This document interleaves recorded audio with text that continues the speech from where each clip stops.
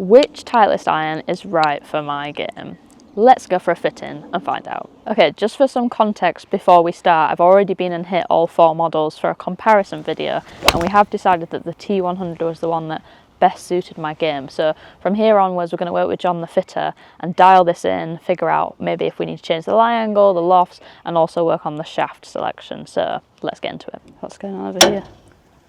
He's trying to wreck my irons because they're not... I need them next week. 61.33.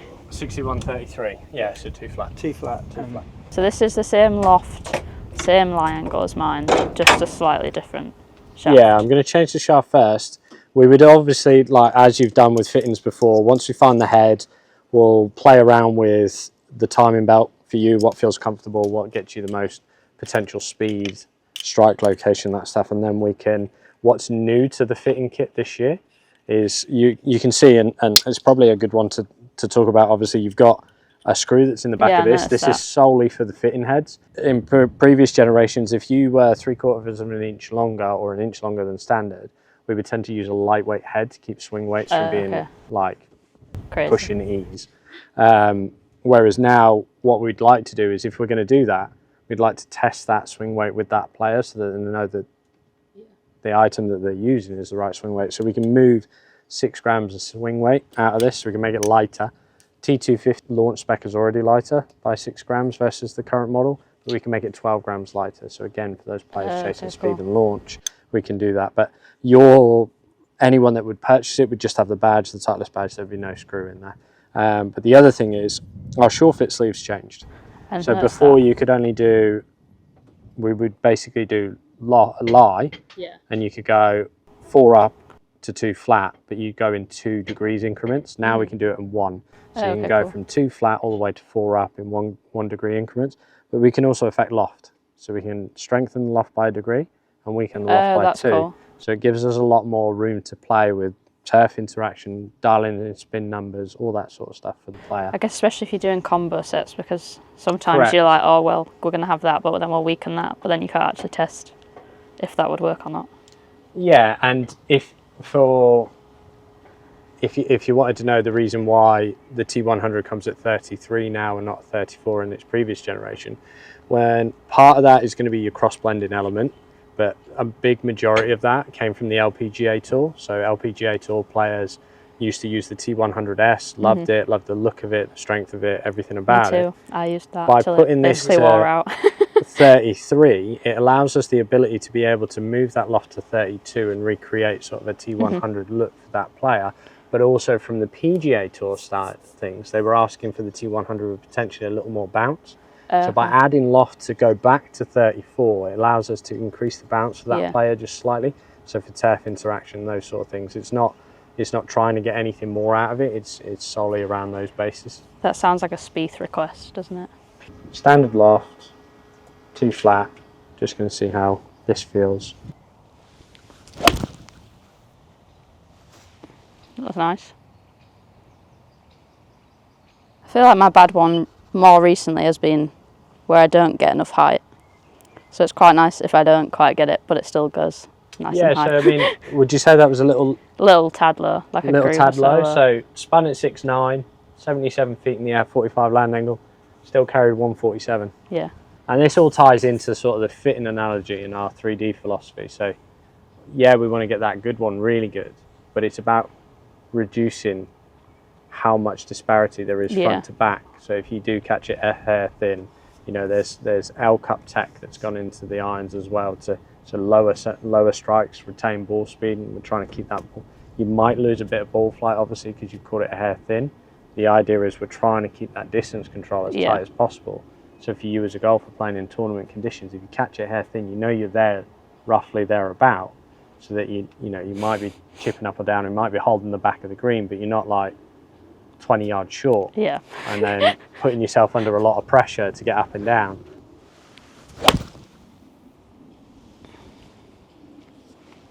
So that's the pull that you get from time to time, correct? Yeah. So as long as the pull retains ball speed and height, that would be a key look that we would look at for you, because if you do get the occasional left miss, and you know that's technique based, what I don't want it doing is dropping a load of spin, going 5 to 10 yards further and causing you more hassle. So first one went in at 147, good spin, good land angle, turned one over, lost a bit of land angle but retained your spin, and your carry distance is roughly the same about. So there's more potential to keep that yardage in. So if you do it's not going to disappear off the planet. Yeah, it's maybe just a bit long left, not now I'm chipping 20 yards back onto the green from the tight Not out of line. bounds. Just pausing for a second to give you a chance to hit that subscribe button. Over 80% of people watching my channel aren't currently subscribed, and having a bigger subscriber number really helps in terms of what content I can go film and what great videos I can bring back to you. So please hit that subscribe button, and while you're there, you might as well give this video a like and drop us a comment about what else you want to see on the channel.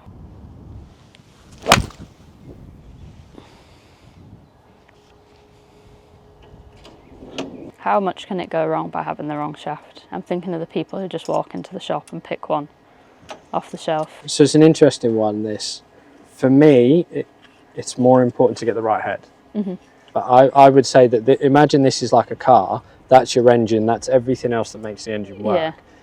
There's not I wouldn't say the shaft is not important by any stretch of the imagination. If it's too heavy or it's too light, it's going to affect your timing, your dispersion. But if you've got a head that you as a player, you generate too much height, too much launch, too much spin, and you're in an MB, the head's doing the majority of the damage to you because it's launching the ball high and it's spinning too much. So a change in head design will better suit a player, and then you dial it in with the shaft. But very much like our process, find the head that works, find the timing belt that works for that player, dial in the sure fit system. Yeah, because I think I'm sometimes quite a timing player, so if I get the wrong shaft, it can just be disastrous. But more like right to left than... Yeah, but rather than front to back, which is exactly what we would tend to see as an entire package. The head will give us consistency of flight, spin numbers, launch numbers, feel. The shaft or the timing belt for you can make a player potentially change strike location. And therefore, because it's changing your timing and where you feel like the club is, you can miss left or right. If you were to stick different shafts in a robot, right, who isn't reacting to the feel and the weight, you would see very little difference in ball flight. But with a player, obviously, you're going to react to the feel and the weight of that shaft, and so then you'll deliver it differently. Robot wouldn't do that. So it can impact on the player, but John's absolutely right, the head's way more important to figure out. That sounded completely different somehow. Did it feel any better? It felt, off the face it felt softer and like it went higher, and it just felt a bit easier. That was better. That's good. That was really good. I feel like that feels better. Looks like you were committing a little bit more to those ones towards the end there. Yeah, a couple more for me, and we'll check stuff like lie angles, etc.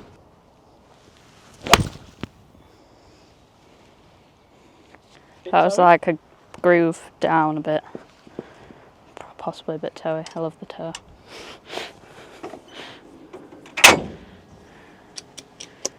Have you always played like a lighter weight shaft? Like, take me through a bit of your history there. For ages, I was kind of like a steel fibre I-95. Yeah.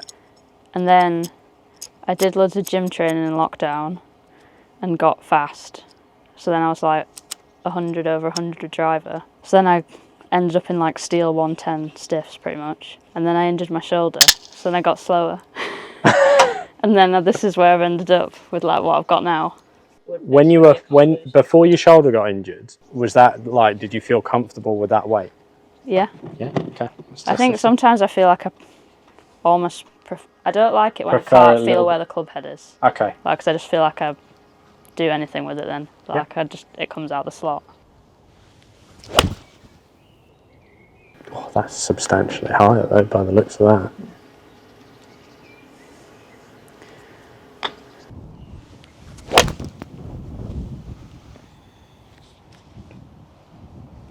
Sounds good. It does sound good, doesn't it? I'm very much enjoying the sound. Oh, that was thin. Just thinking you get the occasional one that just doesn't. Hannah, we're going to go back to this one and give you a different feel. Okay. If you were going to go to that midpoint, you probably need to go back to a reg, and then it's like kind of point in some ways. Not played a reg for ages. No. And I'm not going to be the one that puts you back in one. I don't think you need to, but that's just stiffer in the tip. So I think that's why you've hit a couple of those. Yeah. Where the head's you're just not releasing the head enough. And equally, you with your missed left, you Don't want to release the head. it that much. What's that, John? 105. 95. Do you still do steel fibre? We do. I'm going to go and get one because it's come out of my drawer where they were tested.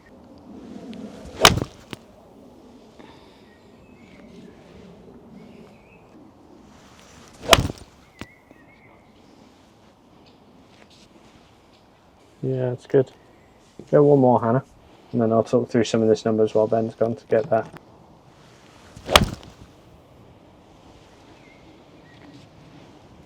So obviously we've still got a little bit of the left in there, but part of that's going to be, for me, it looks like there's just a bit of technique in there that's the miss that you've got. So what I don't want, and what we got in the Modus when we went to the Modus 105, was all of a sudden the left miss was harder to hit, but you were going the opposite way. So if the player has a tendency, my job's not to eradicate it. My job's to just soften its damage. So if it is going to go left, but it's going left with more height, more spin and more control, when it hits the ground it's less likely to kick off and go. Now we know your number's 44.5, we're now at 46 at 80 feet, so we've gained a little bit of height there, no stress whatsoever. Some of them have been up near the 47. You said it sounded better as well when you struck it. It does sound nice, yeah. It sounds fast. Through the turf looks really good. It doesn't looks like you're taking a nice divot, not anything too deep, not picking at it too much. We'll obviously test the steel fibre because you've got a reference back to steel fibre, and if it's something familiar we'd always say go back to it, see what it's like just for a reference, and then see if it's any better. The next part about it will be that for you the numbers look great. We're going to check how far up the bag you would go. So like, how do we test like a 5-iron as an example? Because how many golfers in the old days would go, right, that feels great in a 7, I'll have that in 4 to pitching wedge, right? But then all of a sudden 6 weeks later you're talking to them and you're playing golf and they're like, my 4 and my 5-iron go the same distance as my 6-iron, I swear. And then you look at the numbers and there is a reference. So when we do the fittings from that aspect, we would look at, okay, if your ball speed's 110 in your 7-iron, we need 5 mile-an-hour increments between clubs to give us the distance control that we want. So 6-iron would be 115.7, and then your 5-iron would be 120.7. Okay, and then while we're looking at that, another key thing that we look at is peak height. So going back to what we discussed at the beginning. So if you do get the ball speed out of the 5-iron, great, amazing. Does it get the same peak height as your 7?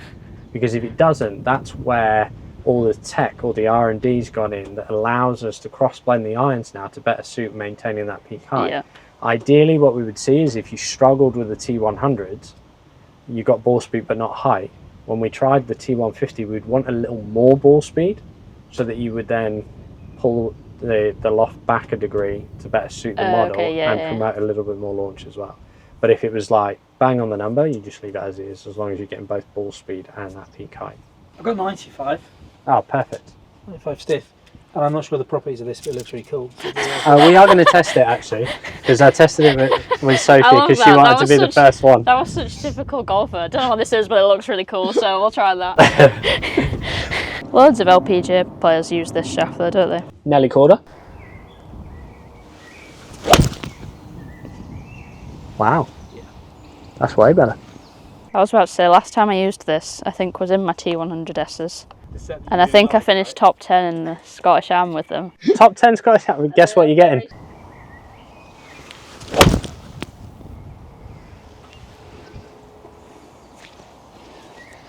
Let me just try something. This is as close as we can make to that set that you loved earlier. The T100S. Oh, you told her. Now she's going to have loads of pressure. Loads of confidence. Loads of confidence.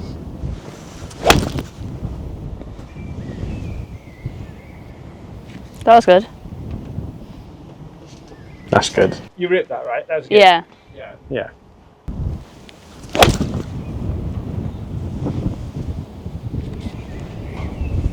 So again, talking about it, that left miss that you get, where it's not like it's left going left, it's just a pull, right? Yeah, it's just a shut so face. Has it got the same height?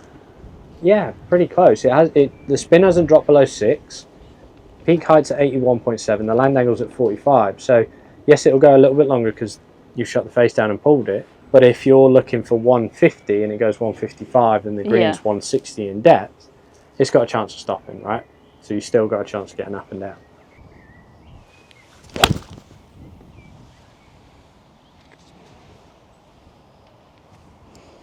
The fact that Hannah's picking balls up, dropping them down to hit more, I don't need to talk anymore.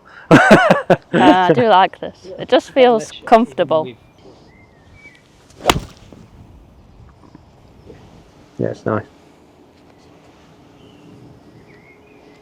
Yeah, you see, Hannah, on that one, you didn't catch that as great as you'd expect. But it's real close to the others. But it's really close to the yardage. So yes, the characteristics of what it will do, it sounded like it caught a little high in the face. It's still getting height. We've still got 42 degrees of land angle, and it's going to get that 150 yardage. So, you know, when you're sitting there in tournament mode, and this is a key one, right? You're in tournament mode, pressure's on a little bit, you've got your camera crew around you, and you're like, okay, I've got to play well, I'm at home here. You catch one of those. The last thing you want to do is hit that, look up, and see it come up 20 yards short. Yeah. You've still got a chance. Yes, the flight window might not be where you want it, but it's on the green. What about the fun shaft? What about the fun shaft? What about the fun shaft? Right, let's have a go. See what you think. That feels light. Feels light. It's 10 grams lighter than what you were just using.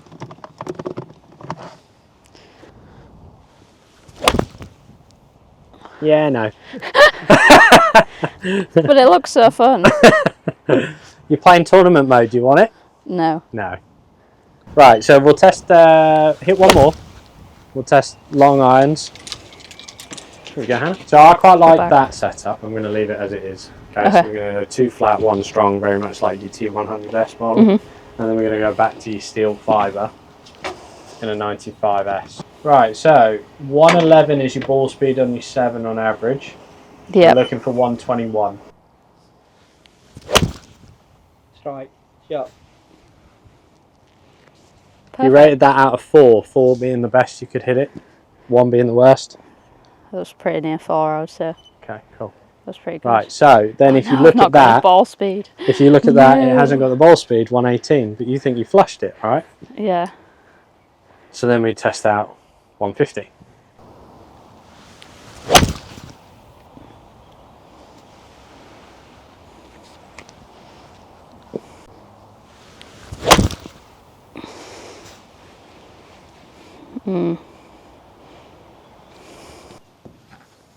Don't look, just put it down.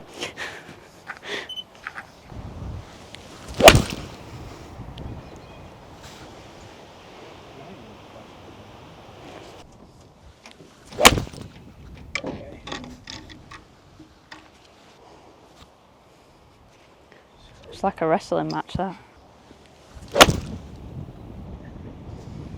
Just stronger. Better? Did I get the magic number? No. Close enough. It's close. You've got to realise as well, heavier shaft, right? Delivery's going to be, you're going to be quicker with a lighter shaft. Yeah. Lighter shaft is also going to help promote a little bit more ball flight. So you would expect to see ball flight and peak height both go up a little bit if we got this in a steel fibre for you. Yeah. So Because I'd only normally get like 4 yards more out of this. Yeah.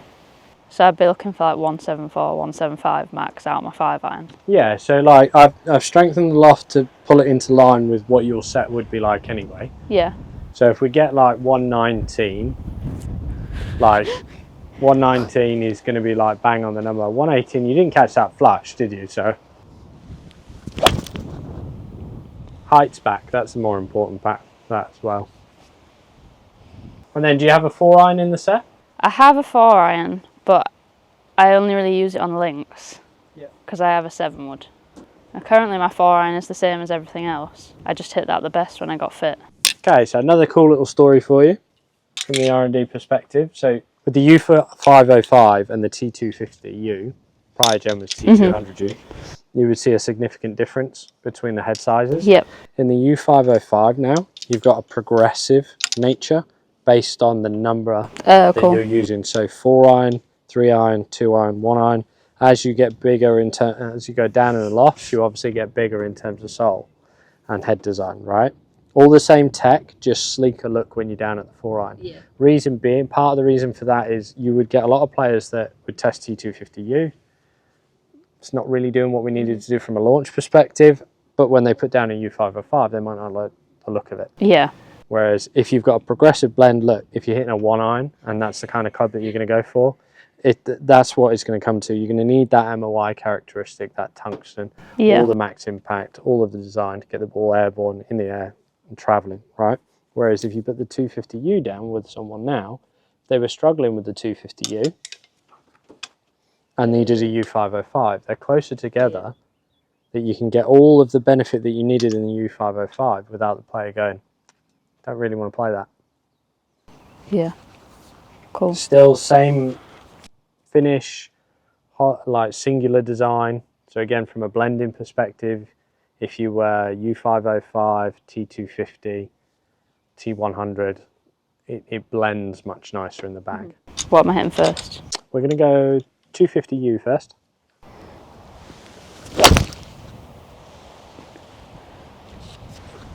Nice. 125. So we'd be looking at 126 if you had a 4-iron, and then we'd look at your peak height as well. So that's 125.9, so it's hit the ball speed number, but you see 66 in terms of peak height. Great for links.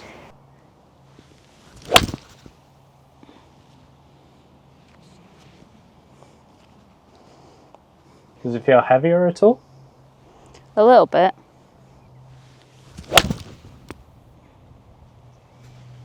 There you go, 125 That was much higher. on that. Definitely higher than the previous one. I have to remember to actually hit down on a 4-iron. And there you go, 76 feet of height, and we were at 79 with your 7. Oh, cool. Yeah, so that's an example of how now, better armed with all of the tools, being able to adopt loft, lie, having a better blend, having a progressive blend in the U505, meaning we've got that now as an ability to stick that in for the player that's like, you know, I love that flight on the 4-iron. I got it all year last year. Anyone that played links or windy courses, I love that 4-iron. Yeah, okay, but do you play just at links? No, I go around the country. And the same for you, right? You go from the Rose series to, you might play in open qualifying, which is going to be links based. So you're going to need attributes for both, 100%. But a better player will always be able to flight the ball lower than be able to put 20 feet of height on it and still retain the distance. Yeah? So then a U505 for you gets the ball speed number we want with the height that we want. So if you did want a 4-iron, that's the model you would go into. Whereas if you feel more comfortable with a 7-wood or a hybrid, and again, all that goes through the fitting analogy. So if it's not hitting the ball speed, we'd look at a hybrid. Does that hit the ball speed? Does that get the height that we need? If that doesn't, we look at 7-woods and so on.